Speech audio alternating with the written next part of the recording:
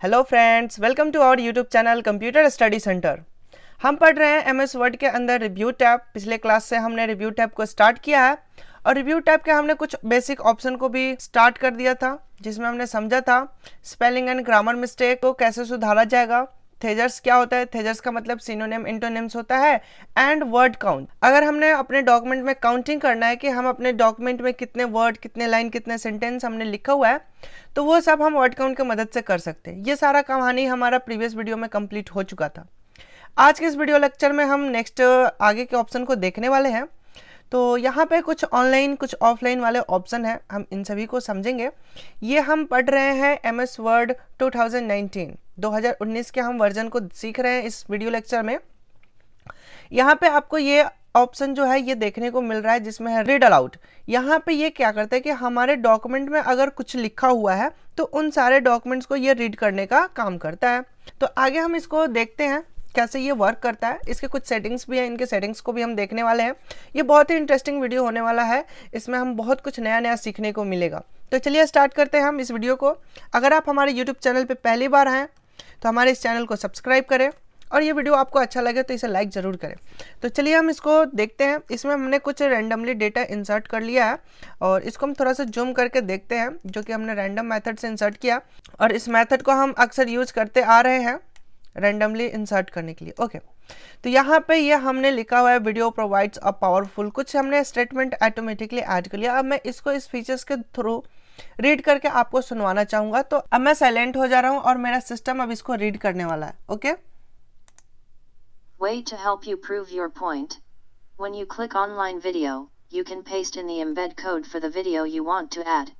You can also type a keyword to search online for the video that best fits your document. I hope कि आपको ये समझ आ गया होगा कि ये कैसे वर्क कर रहा है। तो हमने जैसे ही क्लिक किया हमारे कर्सर पॉइंट से आगे कंटिन्यू कर दिया रीड करना। ठीक है, इसके कुछ सेटिंग्स है, इसके कुछ सेटिंग्स के बारे में हम यहाँ पे देखते हैं कि इसमें क्या क्या सेटिंग्स दे रखा है। तो इधर आप राइट साइड की तरफ देखेंगे तो सबसे पहला है रीडिंग स्पीड। ये जो बॉयज़ या गर्ल्स जो भी ये साउंड आ रहा था, इसका जो स्पीड है, बोलने का स्पीड, रीडेबिलिटी का स्पीड क्या है, वो हम यहाँ से मैनेज कर सकते हैं। तो ये बाय डिफ़ॉल्ट कुछ ये सेट था। अगर हमने स्पीड को बढ़ा देंगे तो वो बहुत ही फास्ट रीड करने लगा। अगर हम स्लो कर देंगे तो वो स्लोली रीड करेगा। ओके, तो आप अपने हिसाब से इसको सेट कर सकते हैं। अभी मैं थोड़ा सा इसको फास्ट करके एक बार आपको दिखा दूंगा। ठीक है, उसके बाद है यहाँ पे नेक्स्ट जो ऑप्शन है, यहाँ पे पूछ रहा है, ये बता रहा है कि वॉइस सिलेक्शन। यहाँ पे 3 टाइप्स के वॉइस है। ठीक है, माइक्रोसॉफ्ट डेविड है, माइक्रोसॉफ्ट जीरा है एंड माइक्रोसॉफ्ट मार्क है। तो ये 3 वॉइस के क्वालिटी है। इन तीनों में अलग अलग आपको डिफरेंस देखने को मिलेगा। एक जैसे एडल्ट है उसका, एक जो है गर्ल्स है उसका, और एक जो है वो यूथ बॉय है, हम ऐसा कह सकते हैं, जो कि बहुत कम एज का है, उसका साउंड है। तो कुछ अलग अलग टाइप्स के यहाँ पे साउंड्स हैं, इनको आप ट्राई कर सकते हैं। तो मैंने एक बार जीरा को एक बार फिर से अप्लाई कर रहा हूँ और स्पीड मैंने हाई कर दिया और मैं प्ले कर रहा हूँ। Okay, To make your document look professionally produced, Word provides header, footer, cover page, and text box designs that complement each other. I hope कि आपने ये समझ गया होगा कि यहाँ पे क्या हो रहा है। तो स्पीड फास्ट हो गया। अभी मैं लैंग्वेज, इसका जो वॉइस है, इसको वॉइस को चेंज करके एक बार दिखाता हूँ। माइक्रोसॉफ्ट डेविड को मैं बोलता हूँ, डेविड आप पढ़ो। Example, you can add a matching cover page. इसके स्पीड को मैं थोड़ा स्लो कर देता हूँ ताकि हमें समझ में आए कि एक्चुअली रीड क्या कर रहा है। तो मैंने सही कर दिया और फिर से प्ले To करते make your document look professionally produced, Word provides header, footer, cover page. Okay, ये आपने समझ लिया कि डेविड का साउंड कैसा है। और फिर से हम यहाँ पे मार्क का इस बार साउंड सुन लेते हैं। And text box designs that complement each other. For example, you can add a matching cover page, header, and sidebar. I hope कि आपको ये 3 साउंड्स जो हमने सुनाया, ये तीनों साउंड आपको समझ आ गया होगा कि इसमें क्या क्या साउंड्स है। तो यहाँ पे कुछ ये खास ऑप्शन है नहीं, बस इसका ये है कि जो कुछ भी आपके डॉक्यूमेंट में लिखा हुआ वो इसको खुद पढ़ के सुना देगा हमें।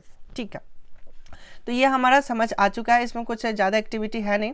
अगला जो ऑप्शन है वो है एक्सेसिबिलिटी, यानी कि कुछ डॉक्यूमेंट को एक्सेस करना। जैसे कि हमारे पास बहुत सारे पेज बन गए हैं, उन पेज में से हमने किसी पेज नंबर पे जंप करना है या फिर इसका थंबनेल साइज को हमने देखना है। तो ये सारे कुछ हम यहाँ पे कर सकते हैं। जैसे कि मैंने यहाँ से नेविगेशन बार कर लिया।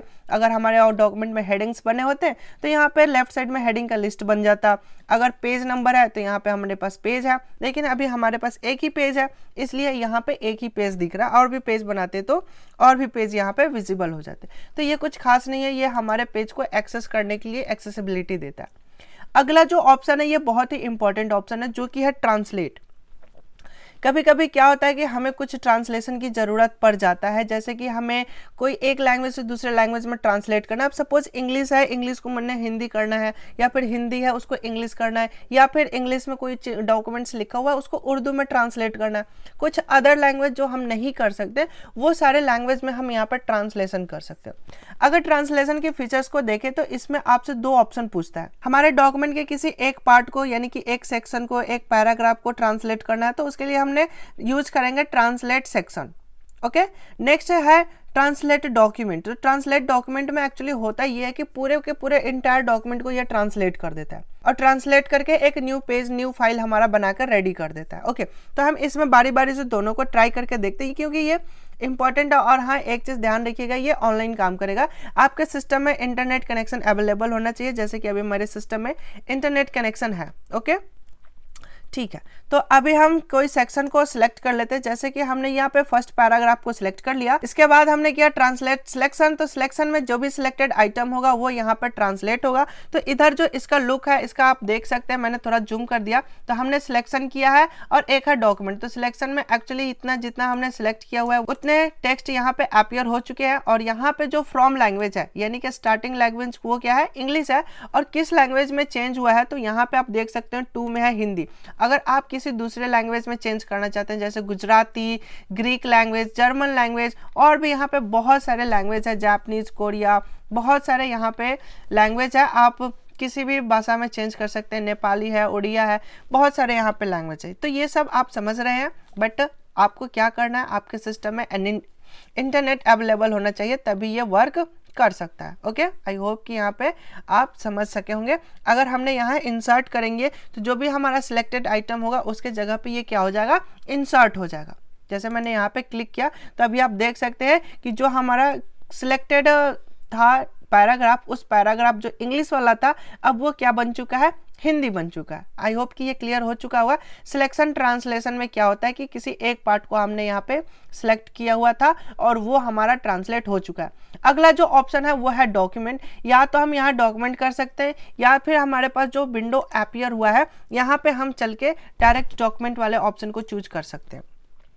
ओके, तो जैसे मैंने डॉक्यूमेंट पे क्लिक किया, यहाँ पे आप देख सकते हैं यहाँ पे आ रहा है फ्रॉम ऑटो डिटेक्ट और हिंदी। हाँ, हिंदी में हमने चेंज करना है, अदर भाषा में चेंज करना है तो आप चेंज कर सकते हैं। यहाँ पे मैंने किया ट्रांसलेट। तो ये कुछ टाइम लेगा और ये टाइम आपका जो सिस्टम का स्पीड होगा, इंटरनेट का स्पीड, उसके हिसाब से हो सकता है।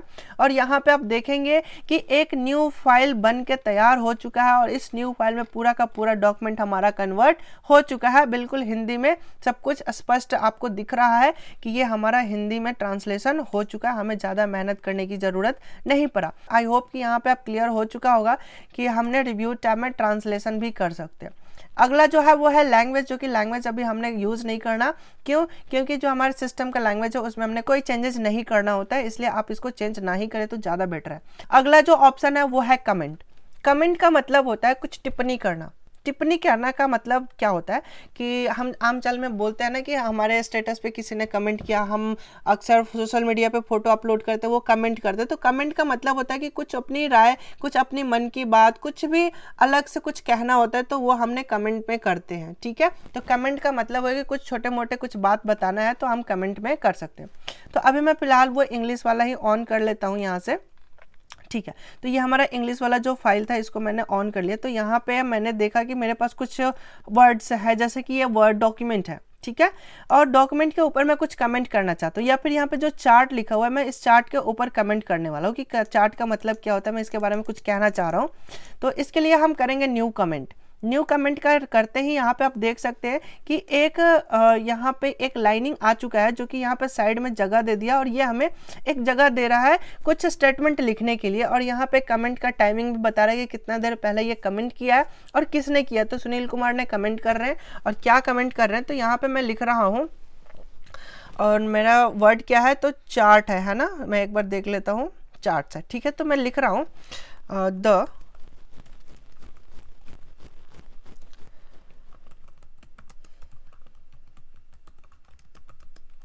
the graphical representation of numerical data is called chart. ठीक है, मैंने यहाँ पे लिख दिया the graphical representation of numerical data is called chart, यानी कि जो हमारा न्यूमेरिकल डेटा होता है उसको अगर हम ग्राफ के रूप में रिप्रेजेंट करें तो वो हमारा चार्ट कहलाता है।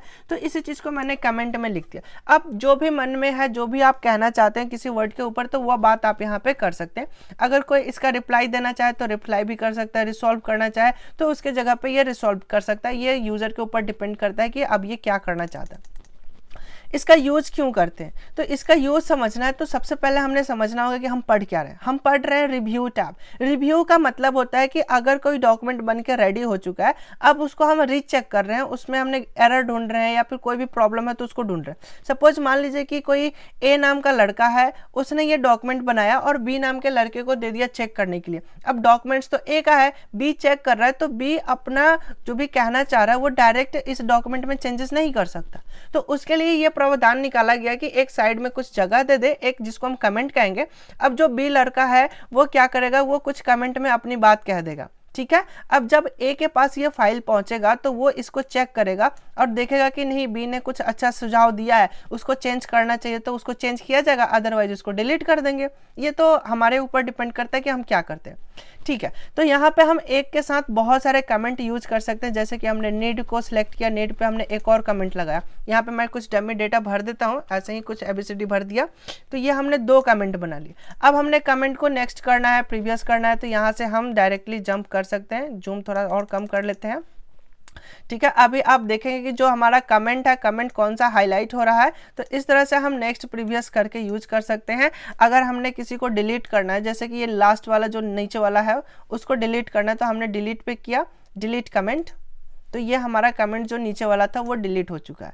आई होप कि ये क्लियर हो चुका होगा कि कमेंट कैसे यूज करते हैं, कमेंट क्यों यूज करते हैं, कमेंट को कैसे डिलीट करना है, कैसे लगाना है, और अगर हमने बहुत सारा कमेंट यूज कर लिया है तो कैसे फाइंड करना है, कैसे हम एक कमेंट से दूसरे कमेंट पे ट्रैवल करेंगे। तो यहाँ पे ऑप्शन है प्रीवियस एंड नेक्स्ट, इसके मदद से, ठीक है।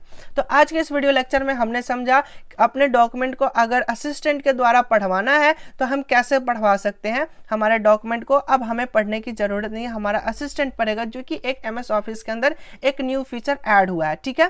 ट्रांसलेशन करना सीखा और कमेंट लगाना सीखा।